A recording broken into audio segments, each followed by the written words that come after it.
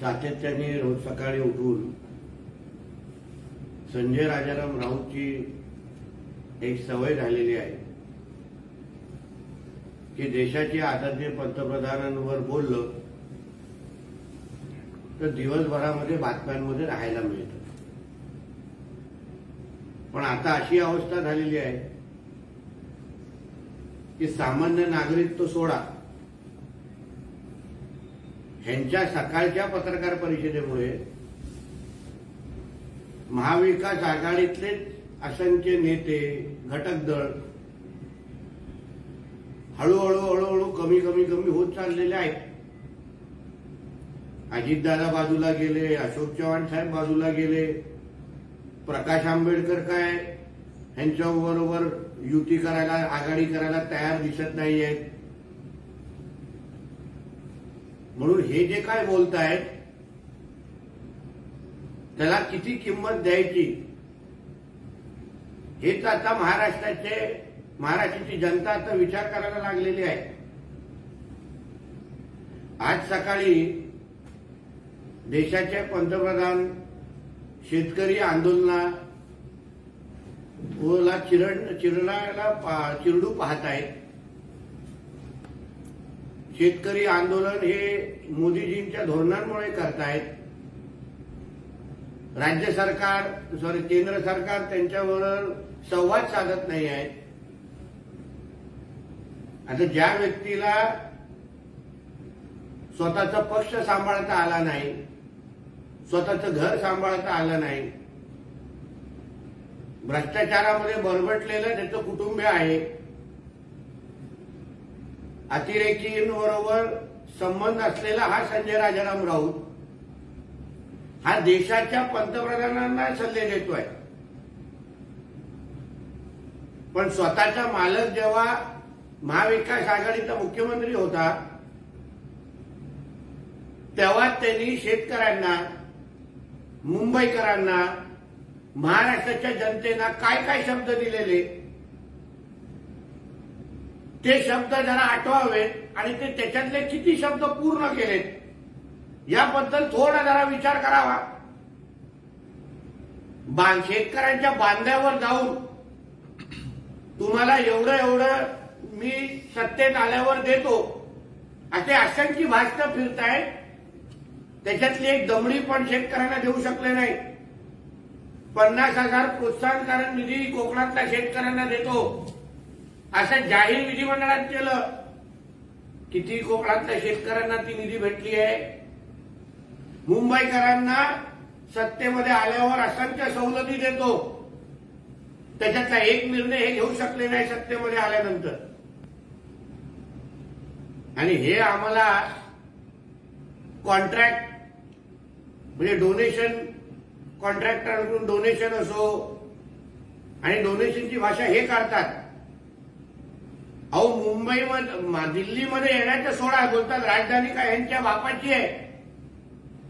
पण साधं तुमच्या मालकाच्या कर्जतच्या फार्म हाऊस मध्ये एक आमचा पत्रकार मित्र सुशांत सिंगच्या संदर्भात विचारपूस करायला गेटवर गेलेला, त्याला भर रस्त्यामध्ये त्याला अटक केली तुमच्या सरकार असताना आणि जेलमध्ये टाकलेला आहे, स्वतःच्या मालकाच्या कर्जतच्या फार्म हाऊसच्या मध्ये जात असताना। आणि हे आम्हा लोकांना सल्ले देतात। पहिलं तुमचं महाविकास आघाडीचं काय होतंय बघा। मी परत आज सांगतोय की उबाटा, शरद पवार गट हे काँग्रेसला बाहेर कसं सोडायचं, ठेवायचं यासाठी ह्यांच्या गुप्त बैठका सुरू आहेत। एका शरद पवार गटाच्या मोठ्या नेत्याच्या घरी या बैठका सुरू आहेत। उबाटा आणि शरद पवार गट हे महाविकास आघाडीमध्ये लढत नाही, काँग्रेसला इथे एकटं पाडण्याच्या तयारीमध्ये आहे आणि ते येणाऱ्या दिवसामध्ये तुम्हाला दिसेल। आणि प्रकाश आंबेडकरजींना ती युती कधी होणार होती, कधीपासून नुसतं पत्रकार परिषदेमध्ये त्यांचे गोडवे गायचे, डॉक्टर बाबासाहेब आंबेडकरांच्या विचारांवर, संविधानावर आणि त्यांच्या मानणाऱ्या वर्गाची सर्वात जास्त काळजी कोणी घेतली असेल तर ती नरेंद्र मोदी साहेबांच्या सरकारने घेतलेली आहे. असंख्य महत्वाच्या योजना काढलेल्या आहेत. संविधानाला सुरक्षता कशी आणायची, घट्ट कसं करायचं, याचं उत्तम उदाहरण देशाला गेल्या 10 वर्षामध्ये मिळालेलं आहे. ज्यांना मुळामध्ये डॉक्टर बाबासाहेब आंबेडकरांच्या कुटुंबाच्या लोकांचा नुसता अपमानच करायचा आहे. मी परत सांगतो की ह्या संजय राजाराम राऊतच्या मालकाने प्रकाश आंबेडकरांच्या मातोश्रीवर आलेल्या साधे 2 फोन उचलले नाहीत. आणि हे प्रकाश आंबेडकरजींबद्दल आम्हाला गोडवे गाव म्हणतात. हे प्रकाश आंबेडकरजींना धोका देण्याच्या फिराकमध्ये आहे, ही अशी आमच्याकडे माहिती आहे, जी येणाऱ्या दिवसामध्ये बाहेर येईल. धन्यवाद. तर शेतकऱ्यांच्या मुद्द्यावर संजय राऊत असंही म्हणतात की दिल्लीमध्ये ब्रिटिशांचाही दरबार भरत होता आणि शेतकरी ब्रिटिशांच्या दरबारात आपली मागणी मांडत होते, पण मोदींच्या काळामध्ये शेतकऱ्यांना त्यांचे प्रश्न मांडता येत नाहीत, देशाच्या राजधानी जाता येत नाहीत, मुंबई सुद्धा येता येत नाही.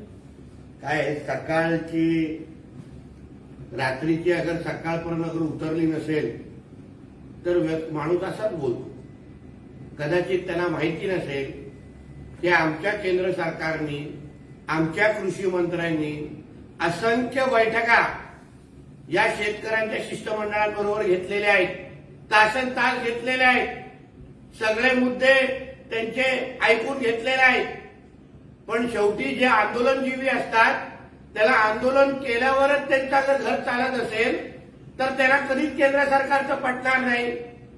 आणि हे त्या आंदोलनजीवीचा महाराष्ट्रातला दुसरा भाऊ म्हणजे हा संजय राऊत आहे. कारण का जे पैसे आंदोलनजीवींना बाहेरून येतात देशविरोधी ताकदांकडून, तेच पैसे कदाचित संजय राऊतला कमिशन म्हणून फॉरवर्ड होत असतील आणि म्हणून आंदोलनजीवींची बाजू घेतोय सातत्याने. मोदी आणि त्यांचे सरकार नेहमीच खोटं बोलत आले आहेत. मोदींनी असे 5 प्रकल्प दाखवले पाहिजे जे मोदींनी केले आहेत, असंही संजय राऊत त्याच्यावर आरोप करतात. संजय राजाराम राऊतनी तयारी दाखवावी. मी स्वतः त्यांचे फ्लाईटचे तिकीट काढतो, त्यांच्या माझ्याबरोबर फिरवतो आणि 5 नाही, मोदीजींनी देशभरामध्ये सुरू केलेले 50 प्रकल्प मी स्वतः संजय राजाराम राऊतला दाखवून द्यायला तयार आहे. त्यांच्या प्रवासाचा सगळा खर्च माझा, राहण्याचा सगळा खर्च माझा. आणि मग ते 50 प्रकल्प बघितल्यानंतर त्यांनी पत्रकार परिषदेमध्ये हे स्वीकारावं की मोदीजी है तो मुमकिन है, माझं आव्हान स्वीकारायला तयार आहेत का, याचं उत्तर त्यांनी मला द्यावं. मी तयार बसलोय. हायकोर्ट आणि सुप्रीम कोर्टाचे न्यायमूर्ती राजीनामा देऊन कुठल्या तरी पक्षात जात आहेत. याचा अर्थ आपण ज्या खुर्चीत बसला होता त्या खुर्चीत बसून तुम्ही न्याय करत नव्हता तर एका पक्षाचं काम करत होता, असं संजय राऊत म्हणतात. म्हणजे संजय राजाराम राऊतला आठवण करून देईन, तुमचा मालक उद्धवजी ठाकरे हे जेव्हा मुख्यमंत्री होते तेव्हा मुख्यमंत्री म्हणून ते मुंबई हायकोर्टामध्ये जाऊन त्यांनी मीटिंग केली होती. म्हणजे हे तोच अर्थ काढायचा का देशाच्या ज्युडिशरीला, न्याय व्यवस्थेवर अशा पद्धतीने अविश्वास दाखवणं हे अतिशय चुकीची बाब आहे. हे अर्बन नक्षलाची चिन्ह आहेत. अशाच पद्धतीची भूमिका अर्बन नक्षल घेतात. म्हणून मी वारंवार बोलतोय, संजय राजाराम राऊत हा अर्बन नक्षल आहे का, ह्याच्याबद्दलचा तपास आज नाही तर उद्या झाला पाहिजे. देशाच्या न्याय व्यवस्थेवर कोणीही अशा विषयी टिप्पणी करू नये. शेवटी ती एक जबाबदार वर्ग आहे आणि स्वतःचा निर्णय घेण्याचा त्याला अधिकार आहे. डॉक्टर बाबासाहेब आंबेडकर यांची विचारधारा आणि त्यांनी निर्माण केलेले संविधान हे पायदळी तुडवण्याचं काम सुरू आहे. संविधान तुडवणाऱ्याचे पाय खेचून त्यांना खाली पडण्याची प्रकाश आंबेडकरांची भूमिका आहे, त्यामुळे ते आमच्यासोबत येतील. हे आता फक्त पत्रकार परिषदेमध्ये चॉकलेट देण्याचं काम करतात आणि इलू इलू म्हणण्याचं काम करतात. वैयक्तिक दृष्टिकोनातून प्रकाश आंबेडकरांनी फोन उचलायचे नाही. मातोश्रीवर त्यांनी फोन करत बसायचं आणि ह्यांच्या मालकांनी फोनच घ्यायचे नाही. आणि फक्त कॅमेराच्या समोर त्यांना इलू इलू म्हणून उपयोग नाही. आंबेडकरांच्या कुटुंबाला खऱ्या अर्थाने सन्मान करायचा असेल तर देऊन टाका त्यांना 12 जागा. डॉक्टर बाबासाहेब आंबेडकरांचे तुम्ही एवढे अनुयायी आहेत ना, तर मग त्यांच्यावर चर्चेला कशाला बसताय? तुमची हिंमत असेल, तुम्ही खरं डॉक्टर बाबासाहेब आंबेडकरांना मान सन्मान करत असाल तर आजच्या आज प्रकाश आंबेडकरांच्या पक्षाला 12 जागा जाहीर करून टाका. त्याला आम्हालाही बघायचंय की तुम्ही किती बाबासाहेबांचे अनुयायी आहात. भाजपची लोकसभेच्या उमेदवारांची पहिली यादी जाहीर झाली. त्यावर टीका करताना संजय राऊत असं म्हणतात की कृपाशंकर सिंग, पवन सिंग यांचं नाव येऊ शकतं, मात्र महाराष्ट्रातून नितीन गडकरींचं नाव पहिल्या यादीत न येणं हा त्यांचा अपमान आहे. दुसऱ्यांच्या घरातल्या बारशांमध्ये जाऊन वडापाव खाणं ही आता संजय राऊतची जुनी सवय झालेली आहे. तुमच्या घरामध्ये काय जळतंय, तुमच्या महाविकास आघाडीचं काय होतंय, तुमच्या इंडिया अलायन्सचे अस्तित्व राहिलं आहे की नाही, तुझ्या उभाटाला किती लोक किती सीट भेटतायत. आणि नितीन गडकरी साहेबांचं सोडा, तुम्ही मनोहर जोशींचा जिवंत असताना त्यांना कसा अपमान केला, डाकेंची काय अवस्था करून ठेवलेली आहे. मी अशी 100 तरी जुन्या शिवसैनिकांची यादी देऊ शकतो ज्यांच्याकडे उद्धव ठाकरेजी आज झुंकून पण बघत नाहीत. म्हणून नितीन गडकरींची चिंता सोडा. नितीन गडकरीजी हे एक मजबूत माणूस आहे, पक्षासाठी आणि संघ विचारावर चालणारा माणूस आहे. तुमच्यासारखा लाचार नाहीये, हे तुम्ही लक्षात ठेवा. उद्धव ठाकरे यांनी भाजपवर एक टीका केली आहे. भाजपने 10 वर्षात 8,000 कोटी कुठून आले, जे काँग्रेसला जमलं नाही ते भाजपने करून दाखवलंय. त्याचबरोबर मोदींवर त्यांनी प्रहार केलाय की मोदी समुद्राच्या तळाशी जाऊ शकतात पण मणिपूरला जात नाही.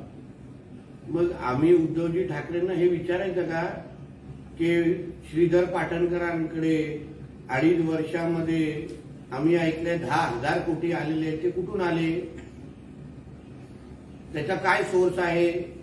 श्रीधर पाटणकर असा काय मोठा व्यवसाय करतात त्याच्यामुळे त्यांच्याकडे 10,000 कोटीपेक्षाही जास्त पैसा आला असं आम्ही ऐकतोय.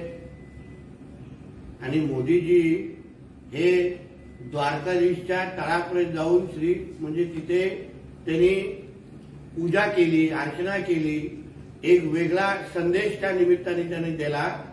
पण मी उद्धवजींना विचारतो, मोदीजी निश्चित पद्धतीने मणिपूरला जाऊन भेट देतील, पण उद्धवजी ठाकरे कधी दिशा साल्यांच्या आईवडिलांना भेटायला जाणार आहेत का? कधी सुशांत सिंगच्या वडिलांना जाऊन त्यांच्याबरोबर जाऊन बसणार आहेत का? ह्याचं उत्तर पहिले द्यावं. म्हणून मोदीजी मणिपूरला नक्की जातील, पण उद्धवजी दिशा साल्यांच्या घरी जाऊन आई वडिलांची भेट घेणार आहेत का, याच्या प्रश्नाची उत्तर तिने आम्हाला द्यावं. तर जरांगे पाटलांनी आता एक वक्तव्य असं केलंय की मी नेत्याला बोललो आणि पक्षाला बोललो तर तिथे सर्व मराठा नेते जे आहेत ते तुटून पडले आहेत. तुम्हाला मराठ्यांनी निवडून आणलं आहे, तुमच्या नेत्यासगळं तुमचा टांगा उलटा करू. असं आहे की आता जरांगे पाटलांना मराठा समाज पण हा गांभीर्याने घेत नाही.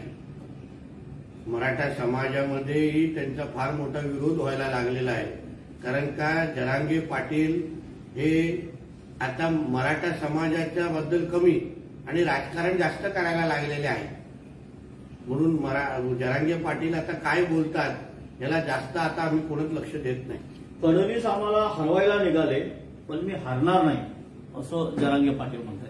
मराठा समाजाला आतापर्यंत जिंकून देण्याची भूमिका मराठा आरक्षण इतिहासामध्ये ज्या व्यक्तीच्या सरकारमध्ये मिळालं आणि टिकलं त्याचं नाव देवेंद्र फडणवीस आहे. म्हणून मराठा समाजाला जो मान सन्मान मिळवून दिला, जो कधी पवार साहेबांना जमला नाही, तो फक्त ना फक्त देवेंद्र फडणवीसांनीच मिळवून दिला. ह्या गोष्टीची नोंद जरांगे पाटलांनी करावं आणि चांगल्याला चांगलं म्हणावं, कारण त्यालाच माणुसकीचा धर्म म्हणतो. तर रत्नागिरी सिंधुदुर्ग लोकसभा भाजपकडून केंद्रीय मंत्री नारायण राणे निवडणूक लढवणार अशी एक चर्चा सुरू आहे. मला त्याच वेळेला विनायक राऊत यांनी असं म्हटलंय की राणे निवडूनच उभे राहू दे मग बघू असं बोलून झाल्यानंतर काल त्यांनी अंगणेवाडीमध्ये एक स्टेटमेंट केलंय की आपण अंगणेवाडीच्या देवीला साकडं घातलंय की नारायण राणे उभेच राहू दे. आता विनायक राऊताला पडण्याची एवढी अगर घाई लागली असेल तर ते देवीकडे जाऊन अगर साकडं घात असेल तर आता मला घरीच जायचं आहे, आता इकडचे लोक काय मला स्वीकारत नाही, मी रत्नागिरी सिंधुदुर्गाचा विकास करू शकलो नाही 10 वर्ष आणि एवढी त्याला घाई झाली की त्यांनी देवीकडे जाऊन साकडं घालत असेल ना तर त्यांनी बॅग भरून ठेवावं. फक्त 60 दिवसापर्यंत तुम्हाला फक्त सिंधुदुर्ग रत्नागिरी बघायचंय, मग वाकोल्याच्या घरी बसून तुम्हाला सुपाऱ्या फोडायची आहे. साहेब, गुलाबराव पाटीलांनी उद्धव ठाकरेंना प्रत्युत्तर दिलंय, अब की बार भाजप तडीपार असं म्हटल्यावर कोणी तडीपार होत नाही. आयुष्यभर काँग्रेस आपल्याला जवळ करत नव्हतं, आता राष्ट्रवादी समाजवादी यांना घेऊन तुम्ही तडीपार करणार आहात का? कमीत कमी भगव्याची तरी लाच ठेवा. गुलाबराव पाटील जे बोलले ते बरोबरच बोलले, पण भाजप तडीपार होण्याच्या अगोदर उद्धव ठाकरेंचा मुलगा आता लवकरच तडीपार होणार आहे, म्हणूनच आईला घेऊन इकडे तिकडे फिरतोय की मला वाचवा, माझ्या मुलाला वाचवा. कारण की आता तडीपार होण्याचे दिवस आलेले आहेत आदित्य ठाकरेचे, म्हणून भाजपला तडीपार करण्याचं उद्धव ठाकरेचं स्वप्न फार जुनं आहे. आता मुलाला फक्त पहिलं तडीपारावरून वाचव, मग आमचा विचार कर.